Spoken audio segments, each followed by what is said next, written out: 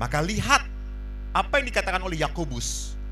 Barang siapa berkata bahwa ia berada di dalam terang, tetapi ia membenci saudaranya, ia berada dalam kegelapan sampai sekarang. Jadi kalau orang ada dalam terang, tidak mungkin dia menyimpan kebencian. Nah, oleh karena itu, mari saya berikan beberapa poin. Untuk apa? Supaya saya bahagia. Pertama, mari kita lihat. Kita belajar dari Yesus. Yesus berdoa pada Bapanya sebelum menghadapi penderitaan. Di mana? Di Taman Eden Getsemani. Valen, Eden lagi. Ini kalau baptisnya nyogok itu kayak gini. Di Taman Getsemani, Yesus berdoa. Dan Yesus menyuruh kepada para muridnya berdoa, berdoa karena daging itu dan roh itu penurut. Daging itu lemah, sedangkan roh itu penurut. Daging kita yang lemah mudah jatuh dalam kelemahan. Maka Yesus mengatakan berdoa. Kenapa? Ada apa dalam kuasa doa? Pertama, doa membuat Roh Kudus menuntun kita supaya mendengarkan Tuhan daripada mendengarkan kekecewaan dan penderitaan. Jadi doa itu membuat kita mau diatur oleh siapa? Tuhan. Bukan diatur oleh luka batin kita. Doa itu bukan membuat kita diatur oleh kemarahan dan kejengkelan kita.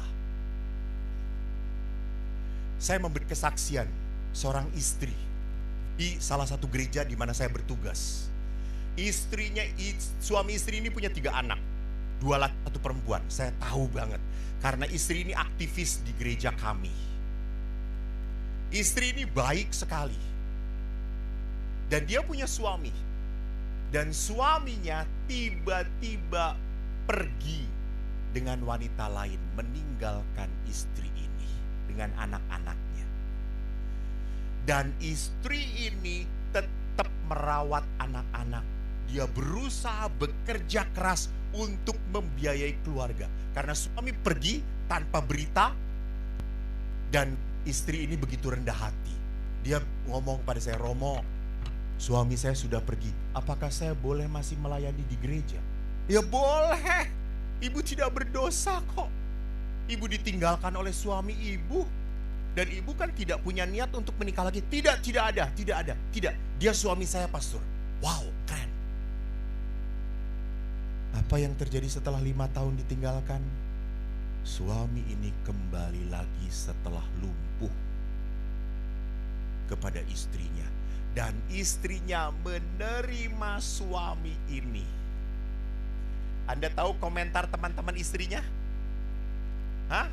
Lihat, istri goblok, lihat. Istri bodoh, blow on. Suami kayak gitu mah bunuh, buang.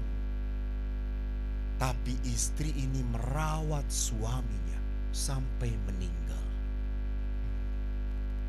Waktu itu saya tidak diminta misa requiem karena dia bukan di wilayah saya. Setelah 7 hari, saya diminta misa peringatan 7 hari. Saya datang ke rumah, lalu saya berkata, Ibu, saya hormat pada ibu. Ibu keren, keren banget. Terus ibu itu berkata, apanya yang keren, pastor? Itu 5 tahun suami ibu meninggalkan ibu, kembali ibu rawat sampai suami meninggal layak sebagai manusia.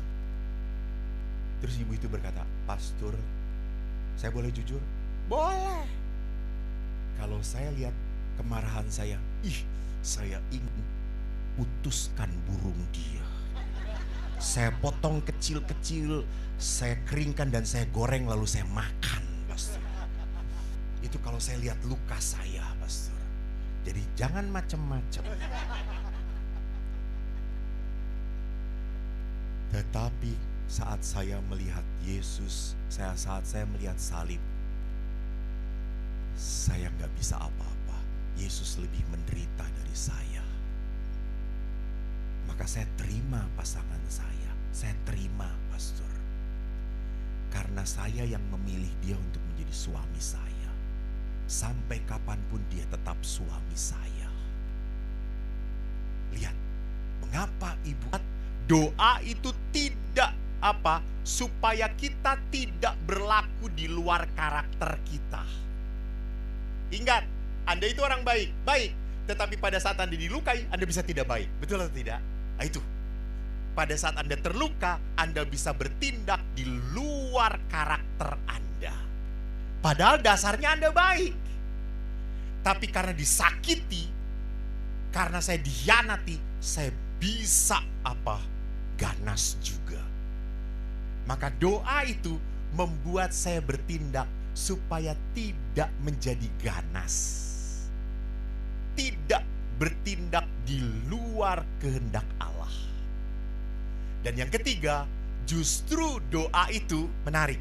Membuat kita berani membuka hati dan menutup mulut. Karena kalau kita marah, biasanya kita membuka mulut dan menutup hati. Betul ibu-ibu? Betul ibu-ibu? Itu salah. Kok betul? Betul ibu-ibu? Salah, bagus. Jadi sering kali kalau kita marah, kita banyak membuka mulut dan menutup hati. That's not right. Buka hati. Semarah, sejengkel, sekesal apapun pada pasanganmu, kau tidak pernah boleh menutup hatimu. Kenapa? Apa yang dipersatukan Allah. Apa yang dipersatukan Allah. Coba ibu sejenak pandang pasangan Anda. Pandang pasangan Anda ibu. Jangan lihat saya. Memang saya lebih menarik, tapi pas pandang pasangan Anda. Walaupun sudah gundul, sudah itu perterimalah. Sudah bu, ingat ini hadiah dari Tuhan bu. Jelas bu. Supaya hidup ibu makin menderita. Dia pasti seperti Eskidi. Jadi lihat saudaraku, bahwa bagaimanapun, sesakit apapun, saya tidak pernah boleh menutup hati untuk pasangan saya. Kenapa? Karena Tuhan yang bekerja. Coba sekarang saya tanya, lebih sedih bagaimana? Bu, lebih sedih kehilangan orang tua atau kehilangan pasangan? Tuhanku Yesus, lebih sedih mana? Lebih sedih mana? Kehilangan pasangan atau orang tua? Betul, pasangan. Padahal dia dulu bukan siapa-siapa. Betul atau tidak? Padahal dia si borokokok. Kenapa Anda begitu bersedih? Karena Tuhan yang menyatukan. Karena Tuhan yang menyatukan. Itu misteri perkawinan. Coba lihat, banyak toh yang sayang pada Anda, banyak toh yang mencintai Anda. Kenapa milih dia? Yang kayak gitu. Saya kan beberapa kali menikahkan kan, saya lihat suaminya, calon suaminya ganteng. Lihat calon istrinya, ya Allah Tuhanku Yesus, gua aja yang normal gak tertarik, kata saya itu. Sampai pada saat calon istrinya ke toilet, saya tanya, kamu memang mau nikah dengan dia? Sorry, apa sih menariknya? Maaf ya pastor aja gak tertarik. Lalu saat calon pria itu berkata, pastor tidak melihat apa yang saya lihat. Wow, edan. Romo melihat sesuatu. Jadi lihat yang 4, doa bukan bertujuan mengubah pasangan, tetapi mengubah cara kita merespon, menanggapi kekecewaan atau rasa sakit. Jadi kalau pasangan kita sakit, jangan saya juga ikut sakit. Jangan saya ikut sakit. Kalau dia penuh kemarahan, jangan sampai saya juga penuh kemarahan. Tidak perlu. Jangan kemarahan dibalas dengan kemarahan. Rarampung-rampung bahasa Jermannya. Nggak akan selesai kalau kemarahan dibalas kemarahan. Itu yang pertama dilakukan oleh Yesus. Yang kedua ini, kekerasan tidak boleh dengan kekerasan. Sewaktu Yesus melihat bahwa telinga Malkus diputuskan, Yesus berkata apa? Sarungkan pedang. Maka apa yang bisa kita pelajari? Pertama, Yesus menyelamatkan kita melalui penderitaan. Jadi Bapak Ibu, penderitaan adalah kenyataan yang tidak bisa dihindari. Halo?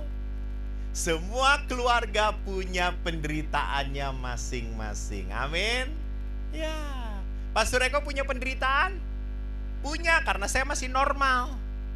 Kalau Anda nggak menderita, Anda gila. Betul toh? Tanya orang gila, apakah dia menderita? Tidak. Kamu gila, kamu gila. Kita disebut gila, marah kita. Karena kita normal. Jadi kalau Anda berkata, wah keluarga saya itu kacau, pastor, keluarga saya itu penuh penderitaan, Tuhan tidak sayang pada saya. Kampret. Bukan hanya elu yang punya masalah, keluarga lain punya masalah. Kenapa kamu sampai terpuruk dan dia tetap bahagia? Karena dia punya iman. Kamu tidak merasa punya Tuhan. Ibu-ibu ingat, kita itu dipelihara oleh Tuhan. Nih Eko, lahir boleh bodoh, besar terkenal. Karya Tuhan. Dulu waktu kecil, ibu-ibu, Anda tahu saya kecilnya gimana? Saya itu senang cari layangan. Maka hitam. Kalau Flores hitam bawaan orok. Kalau saya banyak dijemur. Saya waktu kecil keluar 2 umbel di sini. Apa umbel tuh? Ingus dan hijau ingusnya. Dan kalau teman-teman Eko itu ingusnya jijik, dimasukkan ke dalam lagi. Sayang dikeluarkan. Lalu kalau sudah banyak, saya upas ke sini. Sehingga ingus itu meleler ke sini. Kena matahari kering. Kena angin pretel satu-satu. Saya sampai gadis-gadis itu berkata, ih bau, si Eko bau. Sampai waktu SD, tidak ada yang mau duduk dekat Eko. Tetapi sekarang, semua ibu-ibu foto dekat pada saya. Anda tidak toh? Karya Tuhan. Jadi kalau Anda menderita, jangan pernah lupa. Lihat. Penderitaan bukan alasan untuk melarikan diri. Justru menjadi saat bagi kita untuk mengundang Roh Kudus untuk menguatkan kita. Jadi jangan pernah berdoa, ibu-ibu, kan pernah tuh di dalam TikTok suami istri sedang naik mobil. Lalu istrinya berdoa, Tuhan, saya ingin suami saya bahagia. Hilangkan penderitaan dari di hadapan dia. Langsung hilang ibu ini. Karena dia sumber penderitaan. Lewat penderitaan melalui sampai pada bintang. Tidak ada keluarga bahagia tanpa pengorbanan Anda. Tidak. Pastor, saya ingin keluarga saya bahagia, saya ingin sukacita. Ya harus berkorban. Nggak bisa egois. Tinggalkan kesenangan kamu. Lu sekarang jadi bapak-bapak, lu jadi suami. Maaf ya. Banyak keluarga muda fight karena mereka bahwa dia tidak single lagi. Dia sudah nikah tapi pola pikirnya masih sendirian, single. So, lihat, jika penderitaan sudah tidak tertahan lagi, Bapak Ibu, lihat, Yesus waktu disalib minta pertolongan siapa? Waktu memanggul salib, Simon dari Kirene, ingat? Kitab suci kita sama atau tidak? Anda gereja Katolik Roma atau Katolik bebas? Katolik Roma toh. Bahwa Simon dari Kirene, Yesus minta tolong. Jadi sama, kalau Anda menderita, minta tolonglah. ME, Marriage Encounter adalah tempat untuk saling menolong, menguatkan. Maaf kalau Anda sudah menjadi ME, apakah terjamin baik, tidak ada pertengkaran? Mereka bukan menjadi malaikat setelah menjadi ME. Setelah menjadi ME justru Anda belajar untuk menjadi rendah hati. Rendah hati. Mau dibentuk oleh Tuhan. Jadi mintalah pertolongan, carilah pertolongan yang bisa mendengarkanmu, memberikan kekuatan, dorongan. Yang kedua, pada saat Anda menderita, ingat, Yesus itu diberi minuman racun 2 kali. Yang satu itu penawar rasa sakit, yang satu waktu aku haus. Yesus menerima waktu aku haus. Tapi penawar rasa sakit dia tolak. Jadi jangan minum racun di dalam penderitaan. Racun itu bisa apa? Pornografi, minum-minuman, overeating, banyak jalan. Kenapa? Pada saat Anda melarikan diri dari masalah keluarga, Anda akan menjadi apa? Mati rasa pada pasangan Anda. Maka kemarin saya memberikan tuli pada Bapak ini. Lalu Bapak itu amin, amin. Bapak itu amin, amin.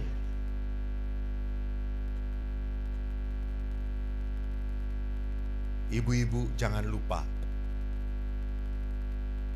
Ibu-ibu jangan lupa, perkawinan itu betul membuat suami Anda tuli. Benar. Tapi dia tidak tuli pada istri yang lain. Hati-hati. Kenapa? Karena kemarahan membuat mati rasa. Jadi jangan teruskan racun. Maka perhatikan, kita harus belajar untuk apa? Mengampuni. Ini yang tadi dikutip oleh Bapak dokter. Tidak ada keluarga yang sempurna. Kita tidak punya orang tua sempurna. Kita sendiri tidak menikah dengan orang yang sempurna. Kita tidak punya anak-anak sempurna. Anda mengeluh satu sama lain, Anda kecewa satu sama lain. Oleh karena itu tidak ada pernikahan yang sehat atau keluarga yang sehat tanpa apa? Sama salah sedikit disalahkan. Tuh kan kamu memang kayak gitu, memang keturunan ucing garong, gak pernah ngelihat ikan sedikit pun langsung tertarik. Enggak, habis. Kalau Anda tidak pernah membebaskan, Anda akan balik lagi kepada luka, kembali lagi luka. Nggak akan pernah perkawinan sampai bahagia. So the last one, kunci dari sebuah kebahagiaan adalah pengampunan. Ibu, Bapak, saya belajar dari ayah saya.